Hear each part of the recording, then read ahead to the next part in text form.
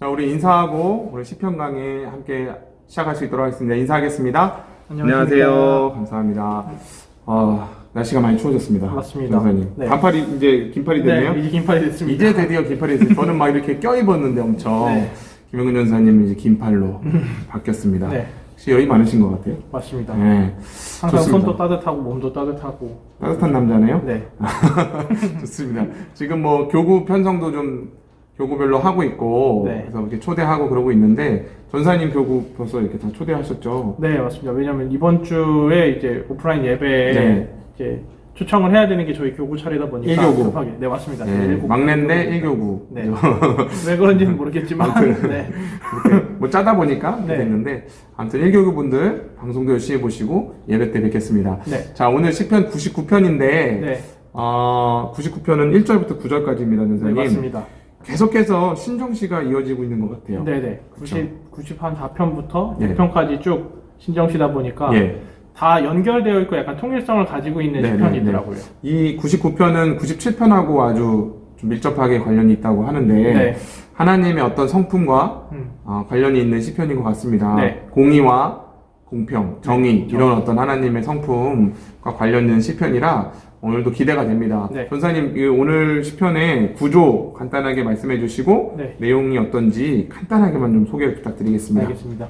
구조는 이제 세 단락으로 나눠지고 있고요. 네. 이제 아마 이게 상세하게 보게 되면 반복되어지는 후렴구가 있다 보니까 그 후렴구를 기준으로 이제 구조를 나눌 수가 있게 되어 있어요. 어떤 후렴구가 있습니까? 후렴구는 하나님이 이제 거룩하신 분이라는 네네 예. 그게 라임처럼 이제 계속 반복돼서 나오는데 네네네. 그 후렴구를 통해서 이제 나눠져 있고 그래서 1절에서 3절, 4절, 5절 그리고 6절에서 9절 이렇게 세 가지로 구조가 되어 있고요. 네네. 그래서 1절에서 3절은 특별히 이제 위대하고 높으신 하나님 그래서 그 여호와께서 세상을 다스리시기 때문에 그분을 찬양해야 된다라는 내용이 첫 번째 파트로 나와 있고 네. 두 번째는 하나님을 경배해야 할 이유가 하나님은 분이시고 공의로운 분이시기 때문에 찬양하고 경배하기에 합당하신 분이다 네. 라는 내용이 기재되어 있습니다. 네. 그리고 마지막에는 결국은 이제 모세와 아론, 사무엘을 등장시켜서 그들과 함께 하신 하나님을 그리면서 네. 결국은 하나님께서 우리의 기도와 우리의 간구에 응답하시고 또 용서하시는 하나님이라는 내용으로 이렇게 시편이 구성되어 있어요. 그래서 결국은 계속해서 반복되었듯이 찬양시입니다. 계속해서 하나님 좋습니다. 찬양해야 되는, 예배해야 되는. 인상 깊은 게 일단 3절, 5절, 9절 마지막에 네. 그는 거룩하심이로다. 네. 그죠? 5절에는 그는 거룩하시도다. 네. 9절에는 우리 하나님은 거룩하심이로다. 이렇게 후렴이 있어요. 네. 그렇기 때문에 사실 이 99편은 하나님의 거룩하신 성품에 대해서 이야기를 하는데 네. 제가 보니까 그 안에서의 내용은 하나님은 공의와 정의, 네. 그러니까 공평과 정의로 다스리시는 분이다. 네, 맞습니다. 이 어떤 선포 속에서 거룩함을 이야기하고 있거든요. 네. 그러니까 우리가 거룩함을 생각할 때 하나님의 공의로우심을 떠올려야 된다. 네. 라는 측면을 일단 염두에 두고 맞습니다. 좀 이렇게 자세히 살펴보면 좋겠는데 네. 전사님 1절에 보니까 네. 그룹 사이에 좌정하시니 여호와께서 네. 그리고 여호와께서 다스리시니 만민이 떨 것이요 이렇게 했어요. 맞습니다. 근데 여기 또 땅이 흔들릴 것이로다 이렇게 얘기하고 있습니다. 네네. 이게 어떤 의미입니까? 흔들리는 게? 땅이 흔들린다는 이미지를 가지고 온 거는 네. 이제 그 신의 산에서 네네. 하나님께서 임재하실 때, 강림하실 때 산이 진동하고 떨려서 이제 사람들이 이제 두려워 떨 수밖에 없는 그 이미지를 네네. 힘상을 네. 가지고 와서 이야기를 하고 있습니다. 네. 그리고 그 내용이 결국은 마치 이제 땅이 사람처럼 이제 흔들리고 떨리는 모습을 통해서 주님께서 찾아오신 거에 대한 사람들의 두려워서 떨리는 모습들을 묘사한 것으로 알 수 있습니다. 그러니까 땅이 마치 사람처럼 네. 두려워 떠는 모습을 묘사한 거다. 맞습니다. 이 흔들릴 것이로다라는 어떤 단어가 네. 그러니까 사람이 떨고 네. 막 이렇게 사시나무 떨듯이 흔들리는 맞습니다. 그런 묘사라는 거죠. 네네. 땅에 대해서. 네. 그만큼 피조물이 하나님의 통치가 임하면 두려워 떤다. 네. 이런 의미로 좀 받아들이면 될 것 같고요. 1, 2, 3절은 그러기 때문에 그 하나님의 통치 아래 모든 민족이 그죠 다 무릎을 꿇고 네. 또 그 주의 크고 두려운 이름을 찬송한다 이렇게 얘기를 하고 있고요. 네네. 이제 4절 5절이 두 번째 단락인데 이제 4절 5절에 그 거룩하심의 내용이 좀 나오는 것 같아요. 네. 여기 보면 왕은 정의를 사랑하느니라 주께서 공의를 견고하게 세우시고 주께서 야곱에게 정의와 공의를 행하시나이다 이렇게 돼 있습니다. 네. 그러니까 하나님께서 힘이 있으신데 그 힘을 어떻게 발휘하고 어떻게 다스리시냐? 정의와 공의로 네. 다스리신다. 그렇기 때문에 하나님은 거룩하신 분이다 이렇게 얘기를 해요. 맞습니다. 근데 저는 좀 인상 깊은 게 전사님 5절에 너희는 여호와 우리 하나님을 높여 그의 발등상 앞에서 경배할지어다 이렇게 얘기하거든요. 네. 이 발등상이라는 게 뭡니까? 당시에 무슨 주님의 발의 모양을 이렇게 만드는 상으로 만드는 뭐 네. 그런 큰 뭐 등신대 같은 게 있었나요? 그런 건 아닌 것 같고요. 뭐죠 이게? 발등상을 이제 의미하는 단어들이 이제 여러 가지가 있더라고요. 구약에서, 해석할 때. 예, 네네. 예, 예. 그래서 이제 주로 나타나는 게 시온산, 시온. 발등상. 네네. 시온을 의미하기도 하고 법궤를 의미하기도 하고 또는 온 땅과 그리고 성전을 의미하는 의미로 이제 주로 예. 사용이 되어졌는데 아무래도 오늘 본문 앞에 사용된 거는 법궤를 의미하고 있다라는 것으로 확인되고 있어요. 언약궤. 네, 언약궤. 아. 맞습니다. 그래서 언약궤 위에 왕으로 자정하신 하나님의 모습을 그리기 위해서 이 심상을 가져다 쓴 걸로 확인되고 있습니다. 그러니까 좀 이해가 됩니다. 정의와 공의를 견고하게 세우시는 하나님은 우리 앞에 우리가 그 하나님을 어디서 만날 수 있냐? 언약궤 앞에. 맞습니다. 법궤 앞에서 만날 수 있다. 이런 네. 얘기지 않습니까? 네, 맞습니다. 그러니까 거룩은 하나님의 거룩을 담고 하나님의 거룩한 성품을 우리가 배울 수 있는 곳은 언약궤 앞이다. 네. 뭐 이런 결론을 지금 4, 5절을 통해서 좀 내릴 수 있고 맞습니다. 그래서 그런지 6절부터 나오는 내용이 모세와 아론과 이제 사무엘의 기도와 네. 간구인 것 같아요. 맞습니다. 이 세 사람의 특징이 사실상 모세도 모세지만 네. 아론은 또 제사장이고 제사장. 그렇죠? 네. 모세는 당연히 하나님 말씀을 또 시내산에서 받았고 네. 아까 그 발등상이 시내산을 또 맞습니다. 한다고 했잖아요. 아론 네. 제사장이니까 언약궤. 그다음에 이제 사무엘. 네. 사무엘도 사사 중에 그렇죠. 그죠? 네. 첫 번째 사사인가요? 사무엘 마지막 사사. 사사. 죄송합니다. 마지막 사사. 네, 사무엘. 네. 요렇게 나오면서 중요한 건 그들이 간구함에 응답하셨다 이렇게 나와요. 네. 기도를 하니까 응답하셨는데 왜 응답을 하셨냐면 7절에서 네. 보니까 구름 기둥 가운데서 그들에게 말씀하시니 법궤에는 언약이 들어있지 않습니까? 네. 이게 토라, 율법이 들어있어요. 네. 그걸 말씀하셨어요. 네. 그랬더니 그가 그들에게 주신 증거와 윤례를 지켰도다. 네. 네.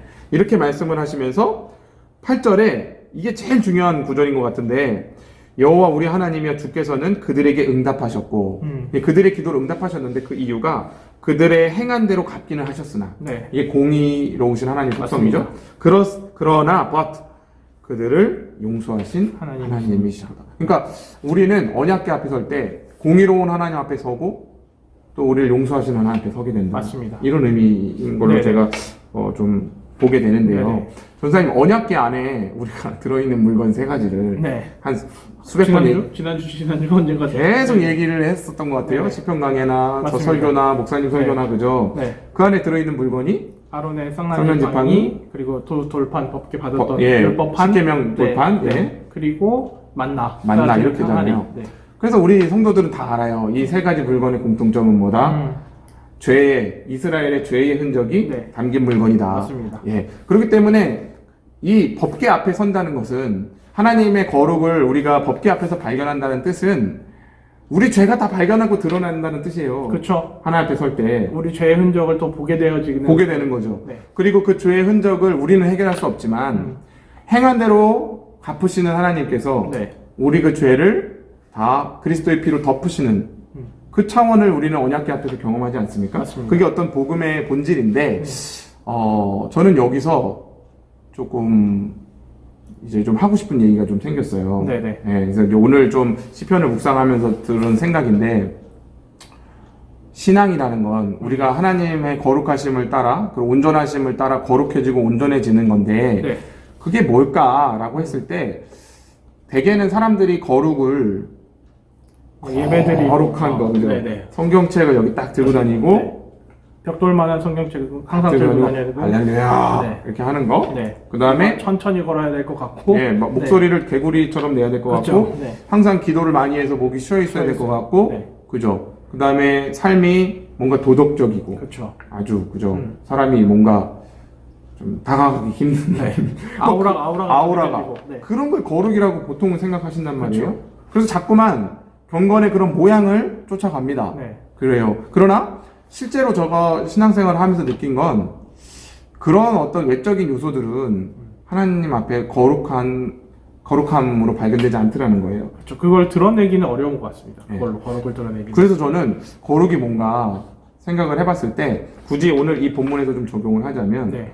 언약궤 앞에 서는 거 좀 더 풀어서 얘기하자면 내 죄가 발각되거나 드러나는 것 앞에 그대로 노출되더라도 내 있는 모습 그대로 하나님 앞에 서고 죄와 대면하고 네. 그 죄를 또 말씀을 통해서든 사람을 통해서든 지적받거나 네. 시인하고 인정하고 지적받거나 뭔가 그게 나타났을 때 그거를 내 자신이 먼저 하나님 앞에 시인하고 인정하고 네. 회개하며 무릎 꿇는 것 그것이 거룩에 있어서 가장 중요한 부분이고 네. 하나님의 통치가 우리에게 임하는 아주 중요한 조건이다라는 네. 생각이 좀 들었거든요. 맞습니다. 김영윤 전사님, 네.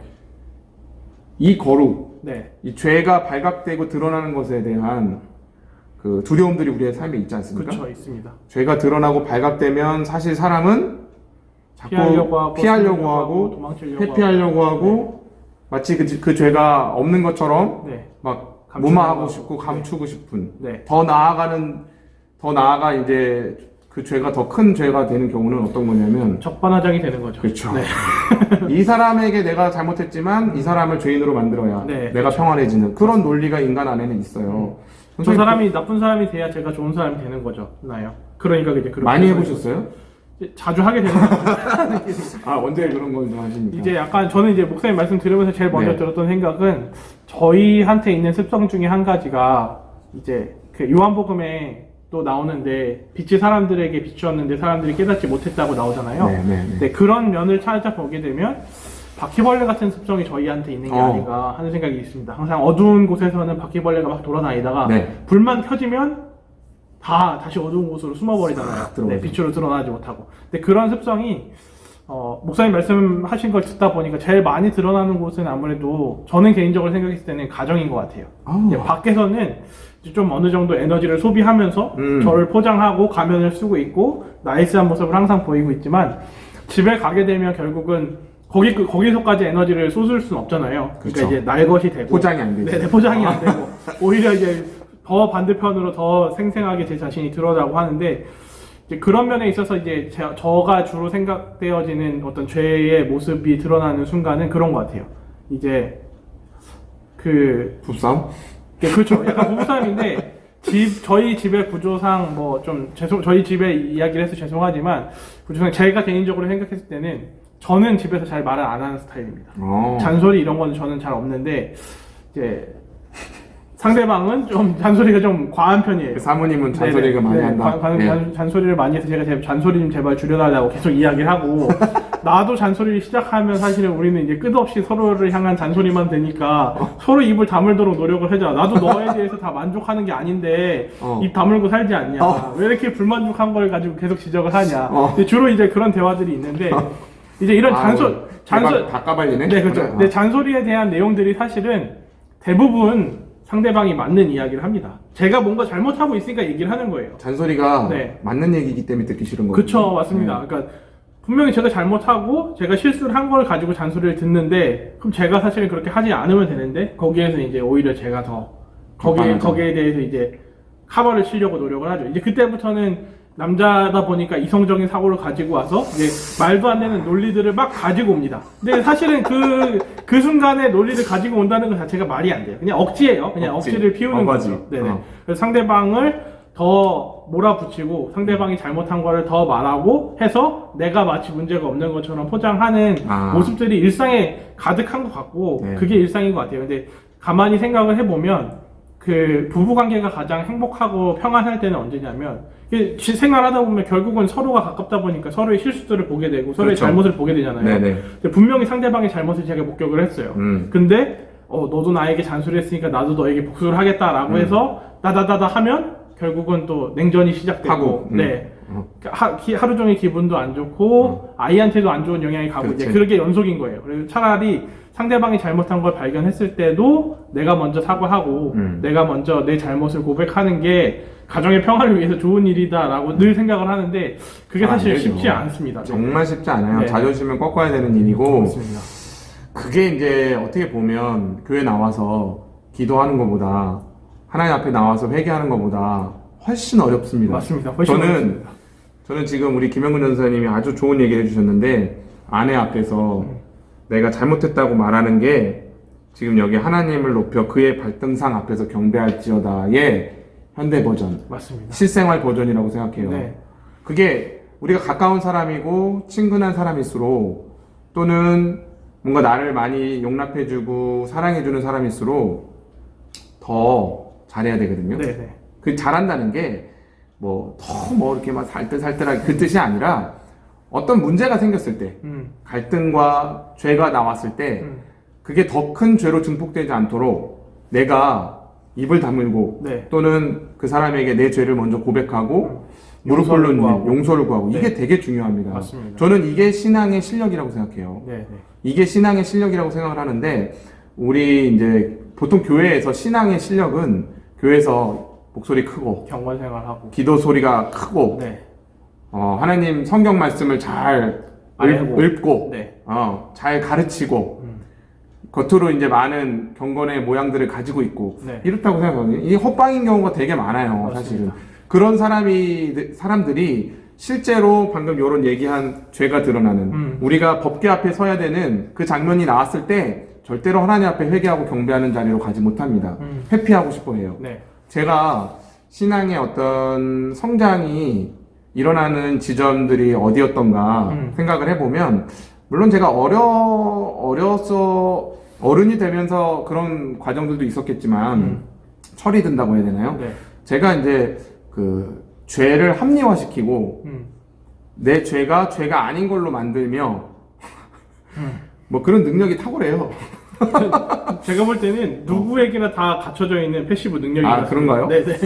그래서 저는 이제 특히 이제 직장 생활을 좀 오래 했지 않습니까? 네. 직장 생활을 하다 보면 그런 능력이 굉장히 필요합니다. 왜냐하면 사회생활을 잘한다고 표현하죠. 그렇죠. 근데 그게 사회생활을 잘하는 거예요. 네. 안 그러면 내가 뒤집어 써야 되니까. 그렇죠. 그러니까 내가 잘못하고 실수한 것도 잘못했습니다라고 말하는 게 쉽지가 않아요. 그런데 제가 신자로 살아가면서 직장에서 그리스도를 드러내는 일이 어떤 건가라고 생각했을 때 근면 성실하고 그 다음에 술 안 먹고 네. 그 다음에 사람들한테 말 따뜻하게 하고 그런 게 아니에요. 사람들이 쳐다볼 때 어떤 부분에서 다르다고 느끼냐면 잘못한 거를 잘못했다고 시인하고 내가 그거를 그대로 받고 책임을 지고 이런 거 있잖아요. 맞습니다. 그 다음에 누가 보더라도 막 핑계대거나 합리화해서 자기 합리화해서 미꾸라지처럼 빠져나갈 수 있는 상황임에도 불구하고 네. 그래서 상대방이 내 어떤 실수나 죄를 미처 다 알지 못해. 그런데도 불구하고 이실직고 한다든지 네, 그렇죠. 내가 이런 거 잘못했고 이래서 회사에 이런 타격이 있을 수 있으니 내가 이 부분을 수습하겠습니다. 이렇게 하는 정직한 자세 네. 이런 부분들이 저는 직장이나 우리가 사회생활 하면서 이 발등상 앞에 서는 거라고 생각하거든요. 맞습니다. 그런 부분들이 저한테 진짜 신앙생활을 오래 했음에도 불구하고 직장생활 하니까 다 탄로나는 거예요. 빠져나가기 바쁜 거예요. 네. 미꾸라지처럼 나는 잘못이 없고 나는 책임지기 싫다는 어떤 그런 논리를 만들어 놓고 막 빠져나가는 것만 제가 하더라는 거예요. 그러니까 거룩이 구별됨이잖아요. 네. 근데 사실은 그 목사님 말씀하셨던 신앙의 그 일상 생활, 그 신앙 회사 장면의 그런 생활들이 다 그렇게 하잖아요. 맞아요. 그러니까 다 그렇게 하니까 저도 그렇게 하고 싶은 건데 네. 사실은 목사님 말씀하셨던 맥락에서의 거룩은 거기에서 구별되어야 되니까 네. 그대로 따라가면 안 되는데 사실은 그것도 되게 쉽지 않은 일인 것 맞아요. 같습니다. 그러니까 되게 고달프고 네. 그 순간에는 내가 그런 결정을 했을 때 많이 손해보고 맞습니다. 희생해야 될 것들이 많습니다. 그런 것들인데 저한테 그런 것들이 요청됐을 때 쉽지가 않았어요. 처음에는 이를테면 나쁜 직장을 만들어야 내가 편안해지는 거예요. 그렇죠. 교회도 마찬가지로 어떤 공동체에서 내가 나오고 또 사람들과의 관계가 틀어졌을 때 상대방이나 어떤 공동체를 나쁘게 만들어야 내가 편해지고 그렇죠. 내가 정당한 거죠. 정당한 사람이 되는 그런 걸 하면서 내가 절대 어떤 사람들과 갈등이 생기거나 뭐 문제가 생기거나 교회 공동체나 회사나 어느 집단에서 있다가 빠져나올 때 뭔가 맺힌 거, 묶인 것들을 잘 풀고 사과할 걸 사과하고 이런 과정을 거치면서 저는 신앙이 성숙해졌거든요. 맞습니다. 그걸 못했었어요. 네. 그걸 못했었거든요. 그런데 그런 부분들이 굉장히 신앙의 성숙과 또 오늘 얘기하는 그는 거룩하심이로다라고 하는 주님의 거룩에 한 발 다가가는 일이라고 생각이 들어요. 맞습니다. 그래서 상대방이 또는 주님이 내게 어떤 처분을 내리시든지 그거를 다 달게 받겠다라는 마음가짐, 네. 태도, 그게 우리 안에 용기로 나올 때 이 네. 거룩을 배울 수 있는 게 아닌가 저는 뭐 그런 생각을 좀 했습니다. 그 거룩을 실천하는 게 목사님 말씀하셨던 삶이 거룩을 실천할 수 있는 가장 네. 올바른 길이라고 생각이 듭니다. 맞아요. 네. 좋습니다. 오늘 이 시편 99편을 통해서 하나님의 거룩하신 성품, 그리고 거룩하신 성품은 정의롭고 공평하시기 때문에 네. 하나님은 모든 것들을 다 꿰뚫어 보십니다. 맞습니다. 우리는 우리 자신을 속이기도 해요. 내 죄가 없다고 네. 합리화하는 걸 넘어서서 나를 속이기까지 합니다. 음. 그러나 주님은 우리를 꿰뚫어 보십니다. 네. 그러므로 하나님 앞에 발등상 앞에 우리가 주의 말씀 앞에 자꾸만 발견되고 거기서 죄가 드러나는 것들을 무서워해서는 안 된다. 네.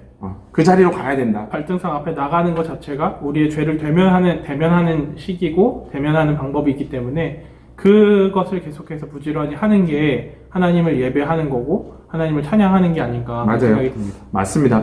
우리가 하나님 앞에 발등상 앞에 서고 말씀 앞에 발견되는 게 추상적이고 어려워 보이죠. 그거요.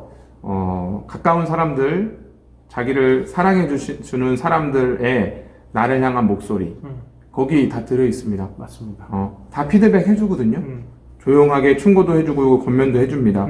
그 소리들을 귀를 열고 들을 수 있다면 발등상 앞에 서는 어떤 일에 첫 단추를 끼는 거라고 저는 생각을 합니다. 맞습니다. 오늘 20편, 99편을 통해서 우리가 하나님을 경배하고 찬양하고 거룩한 신앙을 소유하기 위해 우리의 실질적인 삶에서 어떤 자리로 나아가야 되는지 네. 정직하고 회개하며 잘못을 시인하는 네. 그 자리로 나아가야 된다. 이 부분을 두고 한번 다뤘는데 네. 변사님 오늘 뭐 이 정도로 하면 말씀이 충분히 좀 네. 적용까지 되지 않을까요? 맞습니다.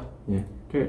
한 가지만 더 말씀드리면 네네네. 4절에 이제 네. 그 야곱에게 정의와 공의를 행하신다고 그거 하셨잖아요. 궁금했어. 물어보고 싶었어. 이 야곱이라는 사람 이 개인에 국한된 게 아니라 사실은 야곱은 이스라엘이잖아요. 그렇죠. 그러니까 이스라엘 대표하고 이스라엘의 주된 역할이라고 하긴 좀 그렇지만 어쨌든 주된 모습이 어떤 모습이었는지 생각해보면 잘 알 수 있는 것 같습니다. 항상 목이 고다 있었고 네. 늘 반역하고 늘 불순종하는 이들의 대표였고 그들에게 정의와 공의가 나타났다면 결국은 죽는 거죠 다. 네, 우리는 죄인일 수밖에 없는 거를 밝혀지는 건데 그런 우리를 하나님께서 용서하셨기 때문에 우리도 사실은 자존심을 버려야 할 이유가 거기 있는 것 같습니다. 내가 상대방보다 조금 더 나아라는 생각이 사실은 회개하지 못하게 되어지는 용서받지 못하게 되어지는 그 길로 가게 되어지는 것 같습니다. 맞아요. 그래서 정말 맞는 얘기를 했어요. 네. 좀 회개가 가능하려면 내가 죄인입니다라는 인식부터 네. 그죠? 내 죄가 뭔지 먼저 찾는 것부터가 시작이라는 생각이 듭니다. 네. 좋습니다. 오늘 이 정도로 시편 강의를 마칠 텐데요. 오늘 이 밤에 시편 99편 1절에서 9절 한번 쭉 묵상하시면서 저희가 설명해드린 중간중간 구절이나 단어들을 다시 한번 곱씹고 하나님의 언약궤 앞에 네. 발등상 앞에 서서 경배하는 이 밤이 되시기를 우리 주님의 이름으로 축원합니다. 아멘. 예, 마치겠습니다. 인사하겠습니다. 감사합니다. 감사합니다.